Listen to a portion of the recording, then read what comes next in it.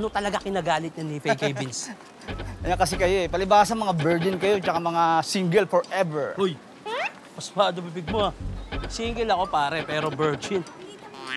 Malabo yan. Alam ko pre, isipin mo, ano ba nagbago sa buhay ni Vince?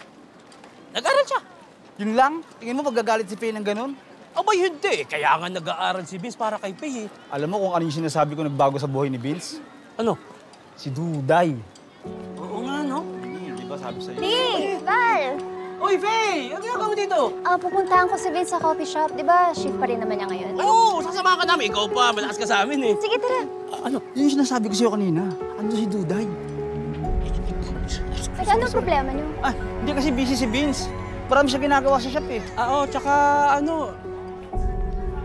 Ang daming loko dito eh. Oh, at tsaka wala ka palang kasamang bodyguard, no? Tapos wala kang kotse. Hatid ka na lang namin pa uwi, no? Hatid natin siya. Ano ba kayo? Kaya ko yung sarili ko. Saka, pwede ko namang hintayin si Vince kung di pa siya tapos sa shift niya. Ano? Walang upuan doon? Wala. Mainit. Wala nga pala. Ano gagawin natin?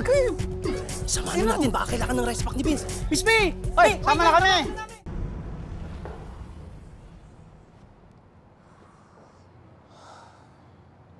Uy, Vince!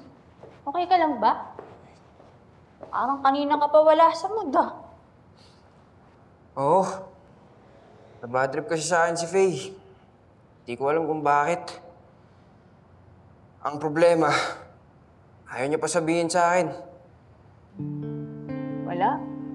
Ganun talaga kami mga babae eh. Kasi gusto namin na kayo mismo yung makarealize. Talaga ba?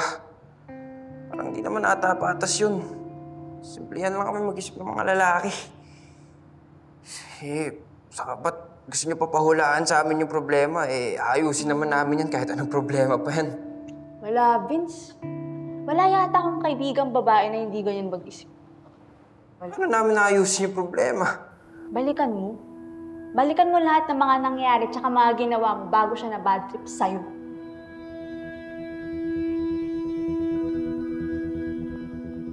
Kaya mo yan, Vince. Tsaka, suyuin mo lang. Paulit-ulit. Huwag kang susuko.